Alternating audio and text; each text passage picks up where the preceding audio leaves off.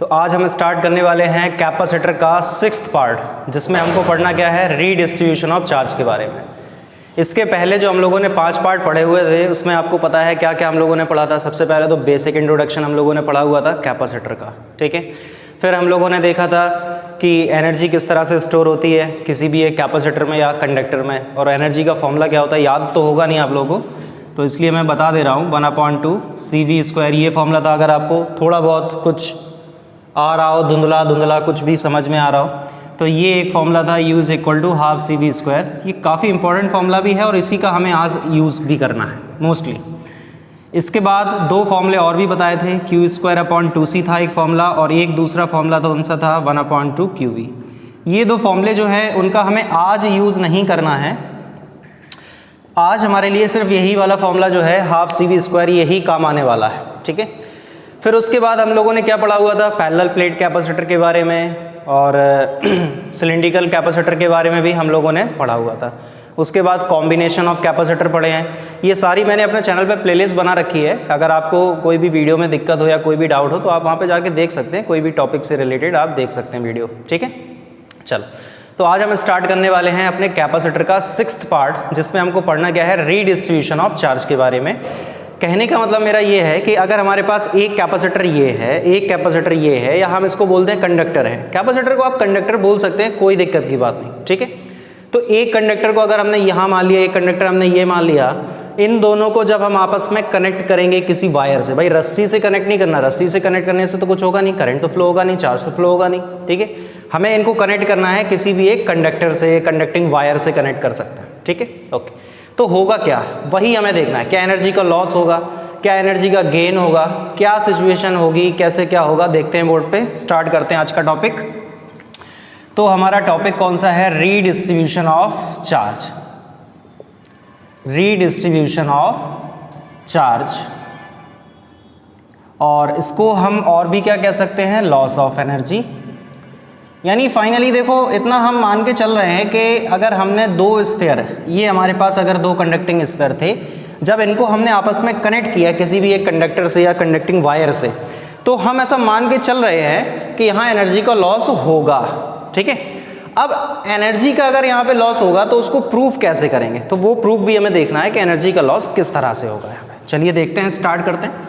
तो मान लेते हैं कि 2 हमारे पास ये कोई कंडक्टिंग स्फीयर हैं, एक का नाम A है, दूसरे का नाम B है, सिंपल सी बात है, ओके। इस पे हमने मान लिया चार्ज कितना है, Q1 है, इस पे हमने मान लिया चार्ज कितना है, Q2 है।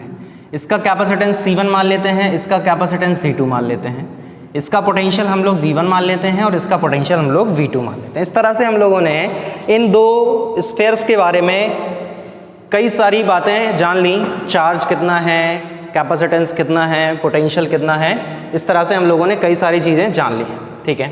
तो अब हम करेंगे क्या, जो हमारा स्फीयर A है, इस स्फीयर पे हम निकाल रहे हैं चार्ज। सबसे पहले क्या निकालेंगे, चार्ज। तो हम निकालते हैं चार्ज ऑन स्फीयर A। तो स्टूडेंट्स देखिए, स्फीयर A पे अगर हम चार्ज निकालने की बात करते हैं तो उसको हमने डिनोट कैसे किया था, Q1 से। कैपेसिटेंस कितना है, C1 है, पोटेंशियल कितना है, V1 है। अरे ये फॉर्मूला तो आप लोगों ने पढ़ा हुआ है ना, Q = C × V। ये तो बेसिक इंट्रोडक्शन में मैंने बताया हुआ था, ठीक है। तो Q1 = क्या हो जाएगा, C1 V1।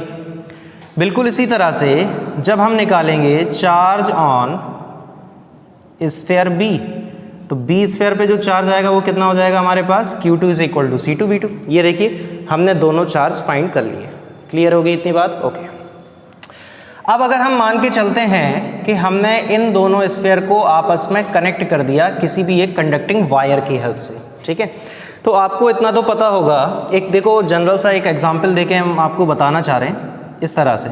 जैसे अगर हम मान लें कि ये 2 पानी के सेम टैंक हैं, मतलब बिल्कुल आइडेंटिकल टैंक हैं, 2 पानी के टैंक हैं, इस तरह से मान लिया।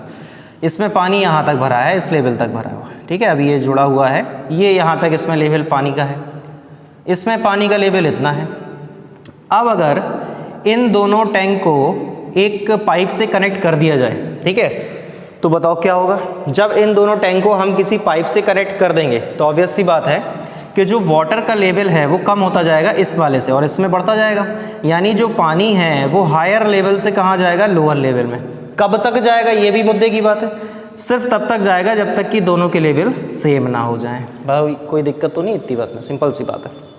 क्या कहा मैंने कि अगर इसमें पानी का लेवल ज़्यादा है, इसमें पानी का लेवल कम है, तो यहाँ पे जब इन दोनों को हमने एक पाइप से कनेक्ट किया है तो क्या होगा, पानी कहाँ से कहाँ फ्लो होगा, हायर लेवल से लोअर लेवल में फ्लो होता चला जाएगा। और वो पानी कब तक फ्लो होता रहेगा, जब तक कि दोनों टैंक में पानी का लेवल सेम ना हो जाए। बिल्कुल वही सिचुएशन यहाँ पे भी है। आप इस चीज़ को यहाँ से रिलेट कर सकते हैं, कनेक्ट करो इन दोनों चीज़ों को। तो जब इनको हम कनेक्ट करेंगे तो क्या सिचुएशन रहेगी, देखो इन दोनों स्फीयर को जब हमने आपस में कनेक्ट किया है तो क्या फ्लो होगा, चार्ज फ्लो होगा। फ्लो क्या होगा, चार्ज। भाई कैपेसिटेंस तो किसी चीज़ का फ्लो होगा नहीं, पोटेंशियल तो किसी चीज़ का फ्लो होगा नहीं, ठीक है। फ्लो क्या होता है, चार्ज फ्लो होता है। फ्लो क्या होता है, चार्ज होता है। तो यहाँ पे भी किसी एक स्फीयर से दूसरे स्फीयर में चार्ज फ्लो होगा।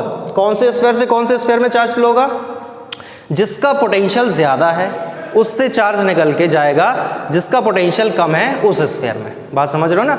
यानी हम मान सकते हैं कि चार्ज कहाँ से कहाँ फ्लो होगा, हायर पोटेंशियल से लोअर पोटेंशियल में चार्ज फ्लो होगा। पोटेंशियल कब तक फ्लो होगा, ये भी एक इंपॉर्टेंट बात है ना, कब तक पोटेंशियल फ्लो होगा। तो हमारा जो पोटेंशियल है वो सिर्फ तब तक फ्लो होता है, चार्ज तब तक फ्लो होता है जब तक कि दोनों स्फीयर के पोटेंशियल सेम ना हो जाएं, ठीक है। ओके, तो देख लेते हैं आगे की सिचुएशन। तो आगे की सिचुएशन में क्या होगा कि अभी तो जब ये दोनों स्फीयर आपस में कनेक्ट नहीं थे तो हमने दोनों स्फीयर्स पे क्या निकाल दिया है, फाइनली चार्ज निकाल दिया है। अब जब दोनों स्फीयर को हमने आपस में कनेक्ट कर दिया है तो हमने बताया, क्या बताया, चार्ज फ्लो होगा हायर पोटेंशियल से लोअर पोटेंशियल तक। कब तक फ्लो होगा, जब तक कि दोनों स्फीयर के पोटेंशियल सेम ना हो जाएं। जब दोनों के पोटेंशियल सेम हो जाएंगे उसी पोटेंशियल का नाम होता है कॉमन पोटेंशियल। उसको हम क्या बोलते हैं, कॉमन पोटेंशियल, ठीक है। तो कॉमन पोटेंशियल को हम किस तरह से लिख सकते हैं, कॉमन पोटेंशियल भाई V, देखो फॉर्मूला तो आप सबको पता है, Q is equal to CV। यही एक वन ओनली फॉर्मूला इस चैप्टर में यूज़ हुआ है, यानी इस टॉपिक में कहने का मतलब है कैपेसिटर में यूज़ हो रहा है। सबसे इंपॉर्टेंट फॉर्मूला यही है, Q is equal to CV, ठीक है। तो यहाँ पे जब हम V निकालेंगे तो V को हम क्या लिख सकते हैं, Q बाई C। तो Q का मतलब क्या हो जाएगा अपने पास, टोटल चार्ज। Q का मतलब क्या है, टोटल चार्ज है। और अपॉन में क्या आ जाएगा हमारे पास, टोटल कैपेसिटेंस आ जाएगा। अपॉन में क्या आ जाएगा, टोटल कैपेसिटेंस। तो ये आप देखो फॉर्मूला जो है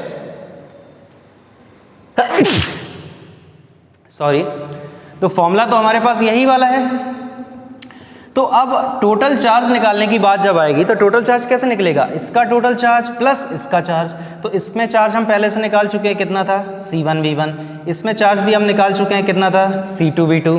तो क्या हो जाएगा total charge, C1V1 plus C2V2 upon total capacitance की अगर हम बात करें तो पहले स्फीयर का कैपेसिटेंस C1 है, दूसरे स्फीयर का कैपेसिटेंस कितना है, C2 है। तो इस तरह से ये जो हम लोगों ने फॉर्मूला फाइंड किया है वो किस चीज़ का फॉर्मूला आ गया है, हमारे पास कॉमन पोटेंशियल का फॉर्मूला आ गया। और कॉमन पोटेंशियल का मतलब आप समझ ही गए कि जब दो स्फीयर को हम किसी वायर से कनेक्ट करते हैं तो क्या होता है, चार्ज जो है वो फ्लो होता है हायर पोटेंशियल से लोअर पोटेंशियल। कब तक फ्लो होता है, जब तक कि दोनों स्फीयर के पोटेंशियल बिल्कुल सेम ना हो जाएं। और जब सेम हो जाएगा उसी पोटेंशियल को हम बोल देते हैं कॉमन पोटेंशियल, ठीक है। तो आप लोग अगर चाहें तो इसकी डेफिनेशन भी लिख सकते हैं। क्या लिख सकते हैं, when two spheres are connected by a conducting wire,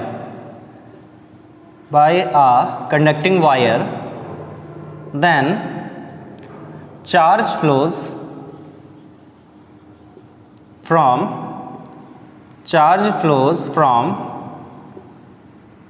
higher potential to lower potential। कब तक, until potential of both sphere are equal, और सेम भी बोल सकते हैं आप लोग, ठीक है। This potential is known as common potential. This potential is known as common potential, और इसको हम शो किससे करते हैं, V से शो किया जाता है। और कॉमन पोटेंशियल का हमारे पास फॉर्मूला क्या निकल के आ चुका है, C1V1 plus C2V2 upon C1 plus C2। तो ये हमारे पास फाइनली कॉमन पोटेंशियल का फॉर्मूला आ चुका है। ठीक है, इतना आप लोग नोट करें, स्क्रीनशॉट भी ले सकते हैं, मैं किनारे हो जाता हूँ साइड में, जल्दी से नोट कर लो, या स्क्रीनशॉट लेना है तो स्क्रीनशॉट ले लो, जो भी ठीक लगे। ठीक है भाई, हो गया इतना? चलो ओके, अगर इतना हो गया है तो अब इसके आगे की कहानी स्टार्ट करते हैं। तो इसके आगे की कहानी, अरे यार ये माइक के वायर, तो इसके आगे की कहानी स्टार्ट करते हैं। उसके पहले इसको साफ़ किया जाए, पहले इसको साफ़ कर लें अच्छे से, फिर आगे की बात करते हैं।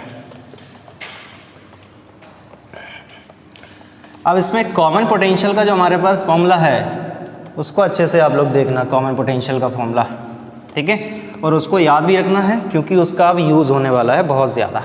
तो एक बार लिख देते हैं, कॉमन पोटेंशियल का फॉर्मूला है C1V1 plus C2V2 upon C1 plus C2। ये फॉर्मूला आप लोगों को याद रखना है, ये इंपॉर्टेंट फॉर्मूला हो गया क्योंकि अभी इसका ही यूज़ होगा। ठीक है, ओके। अब हम बात करते हैं कि हमारे पास दो स्फीयर थे, ठीक है, एक स्फीयर कौन सा था, A था, एक स्फीयर दूसरा कौन सा था, B था। पहले और दूसरे स्फीयर को जब हमने आपस में कनेक्ट नहीं किया था, उस सिचुएशन में हम लोगों ने सबसे पहले फाइंड किए थे चार्ज। ठीक है, अब उसी सिचुएशन में हम लोग फाइंड करेंगे एनर्जी। सबसे पहले बिफोर द कनेक्शन बात होगी, फिर उसके बाद आफ्टर द कनेक्शन बात होगी। बिफोर द कनेक्शन हम एनर्जी A स्फीयर की निकालेंगे, बिफोर द कनेक्शन हम एनर्जी B स्फीयर की निकालेंगे, फिर हम दोनों को ऐड करके टोटल एनर्जी निकालेंगे। भाई एनर्जी कोई वेक्टर क्वांटिटी तो है नहीं कि हमें एंगल वैंगल पता करना पड़ेगा, स्केलर है, आप डायरेक्ट ऐड कर सकते हैं, सिंपल सी बात है। तो ठीक है, फिर तो सबसे पहले बिफोर कनेक्शन, कनेक्शन का मतलब आप लोग समझ रहे हो ना, कनेक्शन का मतलब है जब हमने दोनों स्फीयर को किसी भी वायर से कनेक्ट नहीं किया, अभी कोई भी कनेक्शन नहीं हुआ। ठीक है, तो बिफोर कनेक्शन अगर हम बात करते हैं, सबसे पहले निकालते हैं एनर्जी ऑफ स्फीयर A। ठीक है, हम A स्फीयर की एनर्जी अगर निकालेंगे तो उसको हम क्या लिखेंगे बताओ, C1V1 स्क्वायर, सिंपल है, अभी बताया ना फॉर्मूला, हाफ CV स्क्वायर। पहले स्फीयर का कैपेसिटेंस C1 था, पहले स्फीयर पे पोटेंशियल V1 था। पहले स्फीयर पे पोटेंशियल V1 कब था, बिफोर कनेक्शन, इसको याद रखना। ठीक है, आफ्टर कनेक्शन अगर हम बात करेंगे तो ये चीज़ें चेंज हो जाएंगी। हम अब निकालेंगे एनर्जी ऑफ स्फीयर B, तो कितना होगा 1/2 C2V2 स्क्वायर। तो अब हम फाइंड क्या कर सकते हैं, टोटल एनर्जी फाइंड करेंगे। तो टोटल एनर्जी को स्टूडेंट्स देखो बच्चों U1 से शो कर ले रहे, ठीक है, U1 से शो करते हैं, तो दोनों को ऐड कर देंगे क्योंकि अभी बताया स्केलर है, कोई वेक्टर तो है नहीं। एंगल पता करो सर कितने एंगल पे है, ये एनर्जी ईस्ट में है, ये एनर्जी वेस्ट में, तो इससे कोई लेना देना है नहीं यहाँ पे। ठीक है, सिंपल है। तो इसको बच्चों हम लोगों ने मान ली है फर्स्ट इक्वेशन। बताओ इतनी बात में कोई डाउट हो तो देख लो अच्छे से, और डाउट वैसे होना तो नहीं चाहिए इतनी बात में, सिंपल है ये, कोई दिक्कत की बात तो नहीं है। खैर ओके, हो गया ना इतना? ठीक है, तो ये हो गई हमारी सिचुएशन बिफोर द कनेक्शन। अब हम बात करते हैं आफ्टर कनेक्शन की। तो आफ्टर कनेक्शन,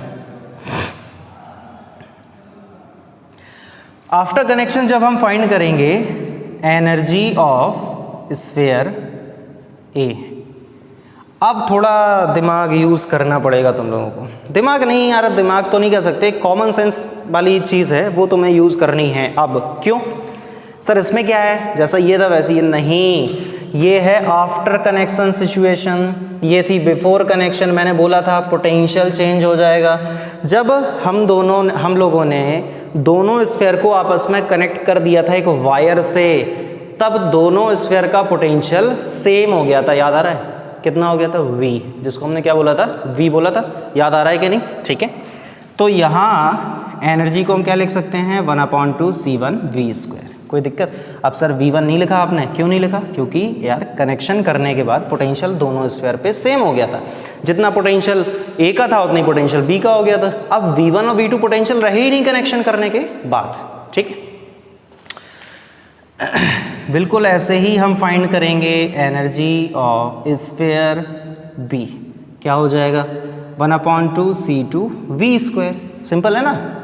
तो टोटल एनर्जी क्या हो जाएगी फिर, टोटल एनर्जी, इसको U2 से लिख लेते हैं, कितना हो जाएगा 1/2 C1V² प्लस 1/2 C2V²। इसको बच्चों हम लोगों ने मान लिया है सेकेंड इक्वेशन। ठीक है, तो इसमें अगर आपको कोई भी दिक्कत हो रही है या डाउट आ रहा है तो बिल्कुल कमेंट करना आप लोग। ठीक है, बिना कोई टेंशन के बिल्कुल फ्री माइंड होके वीडियो देखो लास्ट तक, कोई दिक्कत नहीं होगी मेरे ख्याल से। ठीक है ना। अच्छा एक सेकंड रुको ज़रा आप लोग, मैं थोड़ा ये देख लूँ कि कैमरा कहीं बाहर तो नहीं निकल रहा फ्रेम से। नहीं नहीं नहीं नहीं, बिल्कुल ठीक आ रहा है, कोई दिक्कत नहीं हो रही है। ओके ठीक है, तो इतना क्लियर हो गया ना सबको। ठीक, तो बिफोर कनेक्शन हम लोगों ने एनर्जी फाइंड कर लिया है, आफ्टर कनेक्शन भी हम लोगों ने एनर्जी फाइंड कर लिया है। अब हमें करना क्या है, हमें निकालना है चेंज इन एनर्जी। तो हम बात करते हैं डेल्टा यू की।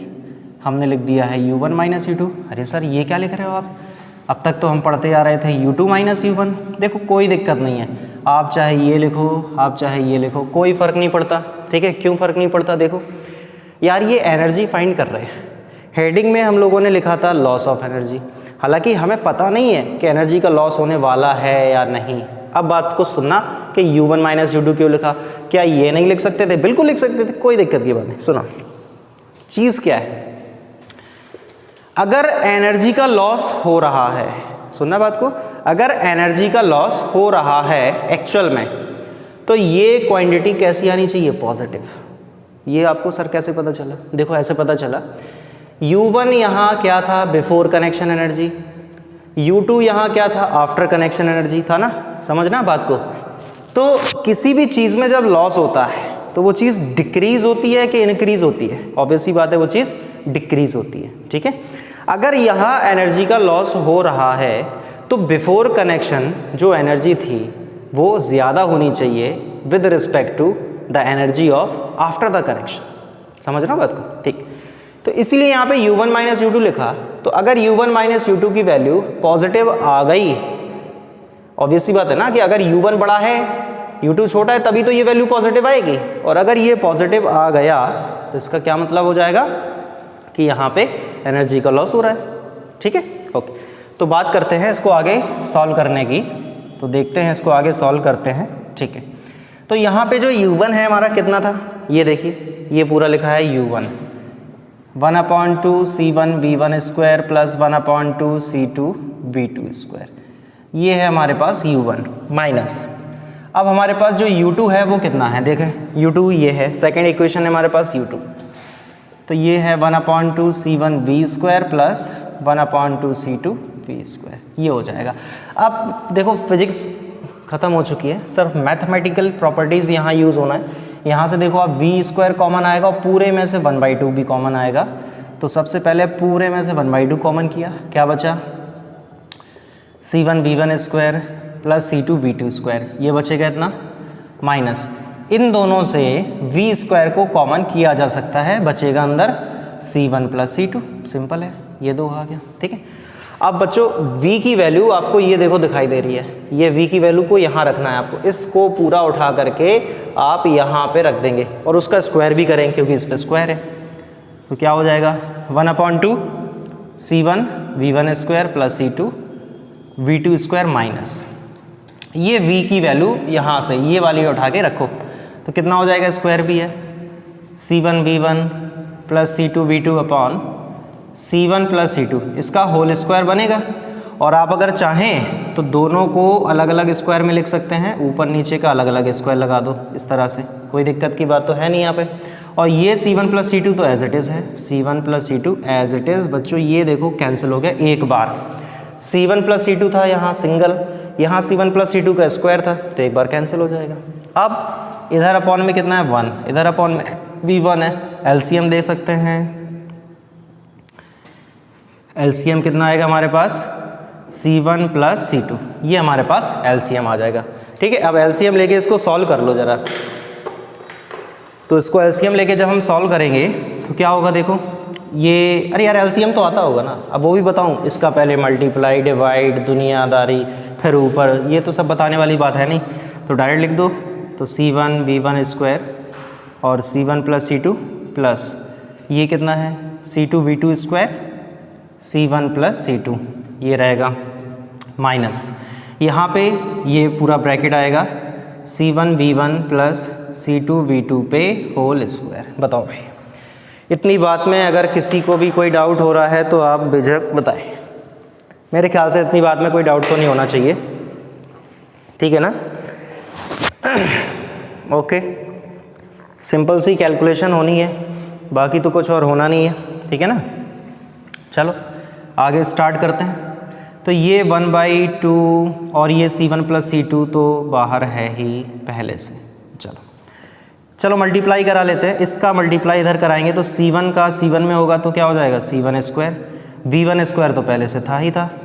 C1 V1 स्क्वायर का इसमें करेंगे तो प्लस में है C1 C2 V1 square plus यहाँ पे आप मल्टीप्लाई कराएंगे तो क्या आएगा C1 C2 V2 square plus C2 का C2 में क्या होगा C2 square V2 square minus, देखो यहाँ पे a प्लस बी का होल स्क्वायर भी और माइनस को भी हम साथ में ही अंदर ले जा रहे हैं। इतना तो कर सकते हो ना यार, a प्लस बी का होल स्क्वायर है तो सारी चीज़ें जो आएंगी वो प्लस में आएंगी, लेकिन जब हम माइनस को अंदर ले जाएंगे तो सब कुछ नेगेटिव हो जाएगा। तो क्या हो जाएगा a स्क्वायर माइनस का हो जाएगा b स्क्वायर और माइनस का हो जाएगा 2ab, ये आ जाएगा। बताओ भाई कोई डाउट है? देख लो एक बार फिर से बता दें। इसका मल्टीप्लाई इस ब्रैकेट में किया, इसका मल्टीप्लाई इस ब्रैकेट में किया, यहाँ पे a प्लस बी का होल स्क्वायर था, बाद में माइनस का मल्टीप्लाई करा दिया तो सारे टर्म्स नेगेटिव हो गए। अब कुछ चीज़ें कैंसिल हो सकती हैं, जैसे इस चीज़ से ये कैंसिल हो गया, ठीक है, इस चीज़ से ये कैंसिल हो गया। सही कर रहे हैं ना, कोई दिक्कत तो नहीं है, ठीक है। अब हमारे पास बचा है एक ये टर्म, एक ये टर्म और एक ये टर्म। अब इन तीन टर्म्स में से देखो शायद कुछ कॉमन भी आ सकता है, C1 C2 C1 C2 C1 C2 ये कॉमन आ जाएगा। तो कॉमन आ गया हमारे पास C1 C2 अपॉन में है 2 C1 प्लस C2, ब्रैकेट में बचेगा क्या V1 स्क्वायर प्लस ये बचेगा यहाँ V2 स्क्वायर माइनस यहाँ क्या बचेगा 2V1 V2 ये बचेगा। यार ये तो किसी चीज़ का फॉर्मूला होता है, किस चीज़ का फॉर्मूला होता है भाई C1 C2 upon 2 C1 plus C2, ये किस चीज़ का फॉर्मूला है V1 माइनस V2 का होल स्क्वायर। देखो ये हम लोगों ने वैल्यू फाइंड की है डेल्टा U की, ठीक है। अब सर इस फॉर्मूले को देख के, इस चीज़ को देख के कहाँ पता चल रहा कि ये पॉजिटिव आया कि नेगेटिव आया? वेट करो थोड़ा, सब पता चलेगा, ठीक है। इतना पहले नोट देख लो अपना, हो गया कि नहीं नोट कर लो या स्क्रीनशॉट या जो भी है देख लो, ठीक है ना, ओके। अच्छा वैसे यहाँ पे स्पेस है, अरे यार ये वायर,